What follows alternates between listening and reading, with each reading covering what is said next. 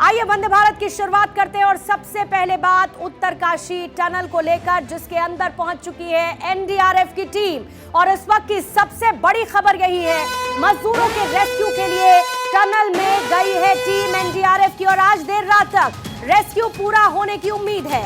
CM Pushkar Singh Dhami Uttarkashi इस वक्त पहुंच चुके हैं। उत्तरकाशी टनल रेस्क्यू ऑपरेशन का आज है 11वां दिन और कुछ ही देर में टनल में फंसे हुए मजदूर बाहर आ सकते हैं। एनडीआरएफ की टीम टनल के अंदर जा पहुंची है और आप ये कह सकते हैं कि अंतिम दौर में मजदूरों का ये रेस्क्यू ऑपरेशन है। 41 मजदूर जो लगातार उस काली रात के खत्म होने का इंतजार कर रहे हैं और सुबह का सूरज जाहिर है कि वो मजदूर देखना चाहते हैं। उनके परिवार वाले बेसब्री से इंतजार कर रहे हैं, लेकिन अभी एनडीआरएफ की टीम ऑक्सीजन सिलेंडर के साथ टनल में जा पहुंची है और इसके साथ एम्बुलेंस स्टैंड बाय मोड पर है।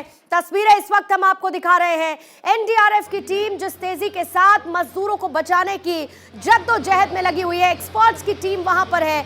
11 दिन से ये रेस्क्यू ऑपरेशन जारी है और जैसे ही मजदूर निकाले जाएंगे उनको फौरन अस्पताल ले जाया जाएगा। सीएम पुष्कर सिंह धामी उत्तरकाशी में इस वक्त मौजूद हैं और इसके साथ साथ मजदूर किसी भी वक्त बाहर आ सकते हैं, क्योंकि जो ड्रिलिंग का काम चल रहा था उसमें तेजी लाई जा रही थी और कहा यह जा रहा था कि अगर कोई बाधा जैसे कि कोई बड़ा पत्थर नहीं आता है तो बहुत जल्द ये ड्रिलिंग का काम ऑगर मशीन से पूरा कर लिया जाएगा।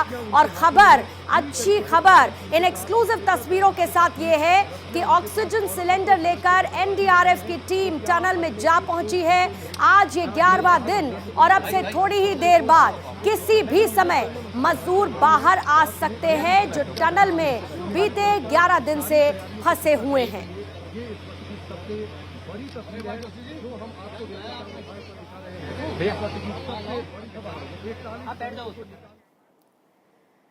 उत्तरकाशी टनल हादसे का आज है 11वां दिन और सुरंग में फंसे हुए सभी 41 मजदूरों को निकालने के लिए रेस्क्यू ऑपरेशन किस तेजी के साथ चल रहा है उसकी एक एक अपडेट भारत 24 पर आप तस्वीरों के साथ देख रहे हैं। लेकिन अब इस वक्त जब मैं आपको एक खबर बता रही हूं, काउंटडाउन शुरू हो चुका है और कुछ घंटे का सिर्फ इंतजार, क्योंकि आज रात मजदूरों की जिंदगी की सुबह हो सकती है। सिलक्यारा टनल से खुशखबरी आने वाली है। टीवी स्क्रीन पर इस वक्त जो आप देख रहे हैं ये उत्तरकाशी टनल के ग्राफिक रिप्रेजेंटेशन है और टनल का एंट्री पॉइंट इस वक्त जो आप देख रहे हैं मेरे सीधे हाथ की तरफ ये है सिलक्यारा और जो दूसरा पॉइंट है वो है डंडाल गांव।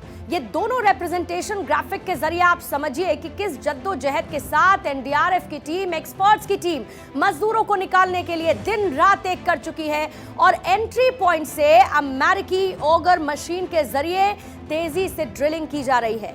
45 मीटर की खुदाई पूरी हो चुकी है और बताया यह जा रहा है कि सुरंग में फंसे हुए मजदूर अब 12 मीटर से कुछ ज्यादा ही दूर हैं और जैसे जैसे हम इसकी बात कर रहे हैं ड्रिलिंग का काम और तेजी के साथ हो रहा है और ये दूरी कम होती जा रही है, यानी कि आज रात या फिर कल सुबह तक ड्रिलिंग का काम पूरा हो जाएगा। मजदूरों को रेस्क्यू करने के लिए एक साथ 3 फ्रंट पर ऑपरेशन लगातार जारी है। बस इंतजार है आपको, हमको, उन मजदूरों के परिवार वालों को कि ये काली रात खत्म हो और सुबह का सूरज ये 41 मजदूर देख सके।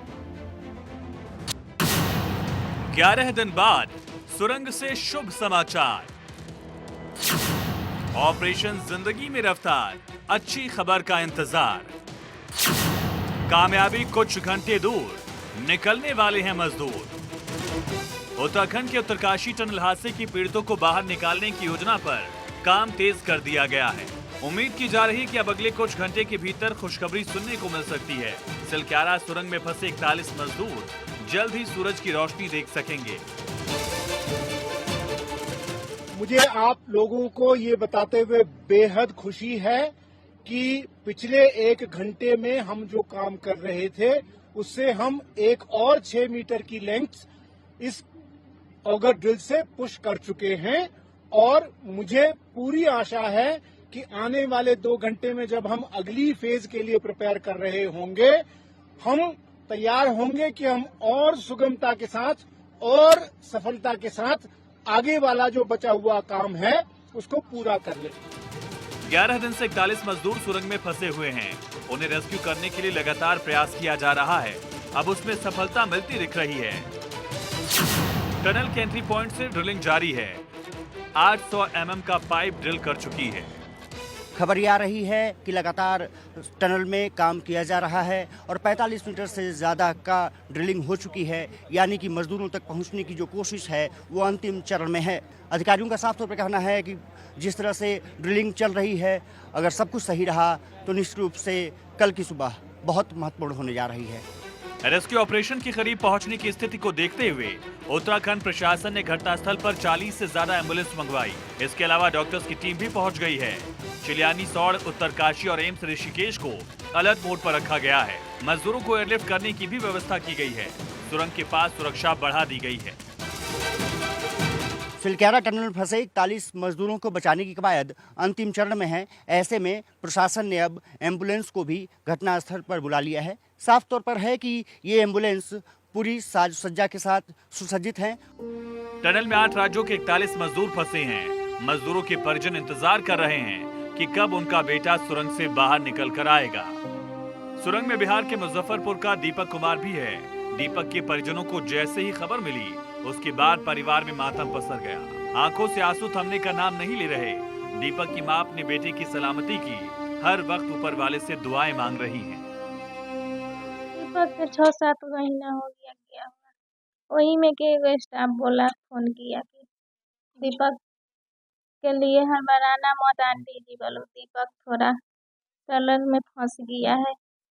तब हम रोने लगे, हमको नहीं मिला कि हमारा दीपक फंस गया है। सुरंग में आदिवासी मजदूर वीरेंद्र किसको भी फंसा है। बिहार के बांका के रहने वाले वीरेंद्र के परिजन भी खबर मिलने के बाद बेचैन हैं।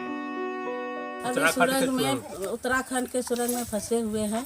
उन्हीं के बदौलत हमारा घर द्वार चल रहा था। और अभी जो सुरंग में फंसा हुआ है, मैं सरकार से यही गुजारिश करती हूँ, मेरा बेटा सुरंग से निकल जाता है तो जल्द से जल्द घर वापस करने के लिए कृपा। यूपी के श्रावस्ती जिले के मोतीपुरा गांव में सन्नाटा पसरा है। यहाँ के 6 मजदूर उत्तराखंड के उत्तरकाशी में हुए सुरंग हादसे में फंसे हैं। मजदूरों के परिजनों का हाल बेहाल है। मेरे भाई गए थे मजदूर करने के लिए, वो वहाँ पे सूचना मिला वहाँ पे फंसे लोग हैं। हमें 2-3 दिन से खाना नहीं, ना पानी, कुछ खा नहीं जा रहा है। रेस्क्यू ऑपरेशन में जुटे अधिकारियों ने जल्द ही शुभ समाचार की बात कही है। ऐसे में उम्मीद की जा रही है कि गुरुवार का दिन मजदूरों की जिंदगी में नया उजाला लेकर आएगा। उम्मीद की जा रही है कि 12वें दिन मजदूर सुरंग से सकुशल बाहर आ जाएंगे। Bureau report, Bharat 24।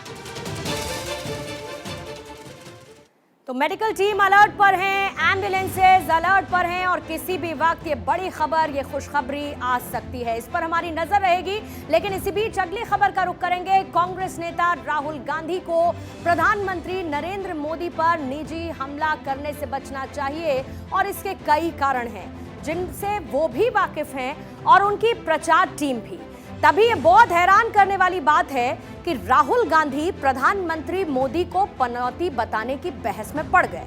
उन्होंने राजस्थान की सभा में कहा कि पीएम मतलब पनौती मोदी। उन्होंने ये भी कहा कि अच्छा खासा हमारे लड़के मैच जीत रहे थे और उन्होंने स्टेडियम में पहुंचकर सब कुछ बेकार कर दिया। उनकी ये बात राजनीतिक रूप से आत्मघाती है और साथ ही तथ्यात्मक रूप से भी गलत है। पहला सवाल तो यही है कि राहुल गांधी के ये कहने का क्या मतलब है कि हमारे लड़के अच्छा खासा जीत रहे थे? क्या वो टूर्नामेंट के पहले 10 मैच जीतने के बारे में कह रहे थे? अगर ऐसा है तो क्या उनको पता नहीं कि किसी भी टूर्नामेंट का हर एक गेम अलग होता है? पहले आप जीत रहे थे, इसका ये मतलब नहीं होता कि आगे भी आप जीतेंगे। और अगर वो फाइनल मैच के बारे में कह रहे थे कि हमारे लड़के अच्छा खासा जीत रहे थे, तो इसका मतलब ये है कि वो मैच के बारे में कुछ भी नहीं जानते थे और किसी ने उनको कुछ बताया भी नहीं था। हमारे लड़के अच्छा खासा मैच नहीं जीत रहे थे। टॉस हारकर हम आधा मैच हार चुके थे और उसके बाद 240 का छोटा सा टारगेट देने के बाद जीत पर संशय बना हुआ था। एक दिवसीय क्रिकेट में आखिरी 40 ओवर में जब कोई टीम 4 चौके लगा सके तो उसकी जीत के बारे में कैसे सोचा जा सकता है। हकीकत यह है कि जब भारतीय टीम धराशायी हो रही थी तब प्रधानमंत्री मोदी राजस्थान में प्रचार कर रहे थे। वो तो मैच के आखिर में स्टेडियम पहुंचे थे। दूसरा, राहुल गांधी को पनौती की बहस में इसीलिए भी नहीं पढ़ना चाहिए था कि यह बहुत अवैज्ञानिक बात है कि प्रधानमंत्री के स्टेडियम में जाने से भारतीय टीम मैच हार गई। ये एक तरीके का अंधविश्वास है जिसका जिक्र किसी पढ़े लिखे और समझदार व्यक्ति को नहीं करना चाहिए। किसी एक व्यक्ति की किस्मत से बिगड़े काम बन जाएं और उसकी बदकिस्मती से बना हुआ काम बिगड़ जाए, ऐसा मानना घनघोर अंधविश्वास है।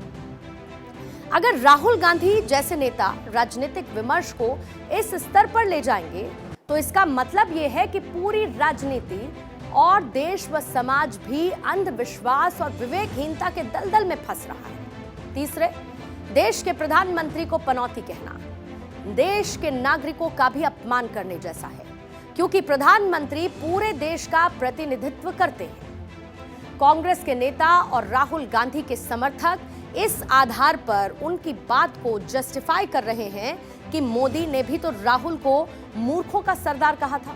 यह तुलना भी सही नहीं थी, क्योंकि किसी राजनेता की समझदारी पर सवाल उठाना बिल्कुल अलग बात है और राजनीति में स्वीकार्य है, लेकिन किसी को बदकिस्मत कहना या बुरे प्रभाव वाला कहना ना तो समाज में स्वीकार्य होना चाहिए और ना ही राजनीति में।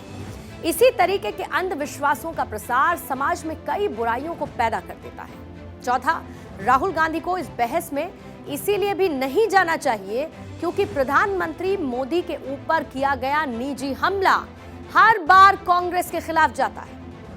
कांग्रेस के रणनीतिकार ये बात जानते भी हैं। ये सही है कि बीजेपी ने भी कांग्रेस नेताओं और खासकर गांधी परिवार के ऊपर कई निजी हमले किए, लेकिन उसका राजनीतिक नुकसान बीजेपी को नहीं हुआ। लेकिन जब भी कांग्रेस नेताओं ने मोदी के ऊपर निजी हमला किया, उसका नुकसान उल्टे कांग्रेस को हुआ और बीजेपी को इसका फायदा हुआ। आपको ध्यान रहे कि मोदी बतौर मुख्यमंत्री 2007 में जब चुनाव लड़ रहे थे, तब सोनिया गांधी ने उनको मौत का सौदागर कहा था। इस एक बयान का लाभ वो पिछले 15 साल से ज्यादा वक्त से उठा रहे हैं। उसके पहले लोकसभा चुनाव यानी कि 2014 के चुनाव के समय मणिशंकर अय्यर ने चायवाला कहकर उनका मजाक उड़ाया था, उनको नीच आदमी कहा था और इसका भी बड़ा खामियाजा कांग्रेस को भुगतना पड़ा। ऐसे समय में जब राजस्थान और तेलंगाना का चुनाव प्रचार आखिरी दौर में पहुंच रहा हो, इस तरह का हमला कांग्रेस के लिए नुकसानदेह है। इससे बीजेपी को फायदा हो जाएगा। जो लोग किसी वजह से बीजेपी और मोदी से नाराज रहे होंगे, उनकी भी सहानुभूति उनको मिल जाएगी। पांचवी बात, राहुल गांधी जब ये कहते हैं कि वो मोहब्बत की दुकान सजा रहे हैं और किसी से नफरत नहीं करते, संसद में जाकर मोदी को गले लगाते हैं, फिर उनकी राजनीति में पनौती वाली बात कहां से आ गई? उल्टे जो लोग प्रधानमंत्री को पनौती कहकर उनका मजाक उड़ा रहे थे, उनको ऐसा करने से राहुल गांधी को रोकना चाहिए था। लेकिन दुर्भाग्य से मोहब्बत की बात करते करते राहुल गांधी और उनके समर्थक एक बड़े तबके को प्रधानमंत्री मोदी से नफरत हो गई। वो कुछ भी करते हैं, उस पर सवाल उठाया जाता है और उनकी आलोचना की जाती है। वो मैच देखने गए तो पनौती कह दिया गया और भारतीय टीम की हार के बाद वो ड्रेसिंग रूम में गए, खिलाड़ियों से बात की, उनका मनोबल बढ़ाने की कोशिश की, उन्हें सांत्वना दी, तो इसके लिए भी उनकी आलोचना कर दी गई। लोगों ने कहा कि ड्रेसिंग रूम खिलाड़ियों का प्राइवेट स्पेस होता है और इसीलिए प्रधानमंत्री को वहां नहीं जाना चाहिए। जो थोड़े से कम मोदी विरोधी हैं, वो ये कह रहे हैं कि कैमरा लेकर नहीं जाना चाहिए था, यानी कि उनको ड्रेसिंग रूम में जाने पर नहीं बल्कि कैमरा लेकर जाने पर आपत्ति है। आप ये सोचें कि अगर प्रधानमंत्री नहीं जाते तो क्या होता? यही जमात ये कह रही होती कि प्रधानमंत्री स्टेडियम में थे और हारी हुई भारतीय टीम को सांत्वना देने के लिए पहुंचे नहीं। इसी आधार पर उनको असंवेदनशील घोषित कर दिया जाता और ये कहा जाता कि वो तभी फोटो खिंचवाते हैं जब टीम जीतती है। असल में प्रधानमंत्री के खिलाड़ियों के ड्रेसिंग रूम में जाने में कुछ भी गलत नहीं है। कुछ समय पहले ही फुटबॉल विश्व कप के फाइनल में फ्रांस की टीम हार गई थी, तो वहां के राष्ट्रपति इमैनुअल मैक्रों भी अपने खिलाड़ियों से मिलने के लिए ड्रेसिंग रूम पहुंचे। दिलचस्प बात यह है कि उनके साथ भी कैमरा की जो टीम थी वो ड्रेसिंग रूम पहुंची। भारतीय खिलाड़ी तो फिर भी पूरे कपड़े पहनकर अपने प्रधानमंत्री से मिले, आपने वो तस्वीरें देखी। लेकिन जब मैक्रों अपने खिलाड़ियों से मिलने के लिए ड्रेसिंग रूम में गए, तब वहां पर जो खिलाड़ी थे वो रिलैक्सिंग मोड में थे और उसी तरीके से वो राष्ट्रपति इमैनुअल मैक्रों से मिले। मैक्रों ने भी अपने देश के खिलाड़ियों को गले लगाकर उनको सांत्वना दी। तब पूरी दुनिया में इसकी तारीफ हुई थी, लेकिन प्रधानमंत्री मोदी ने वैसा ही किया तो उनकी आलोचना शुरू हो गई। बहरहाल ये एक राजनीतिक गेंद है जो कि पास की जा चुकी है, लेकिन इस राजनीतिक गेंद का लाभ कौन उठाता है आने वाले चुनावों में और किसको ये बैकफायर करता है, ये देखने वाली बात होगी।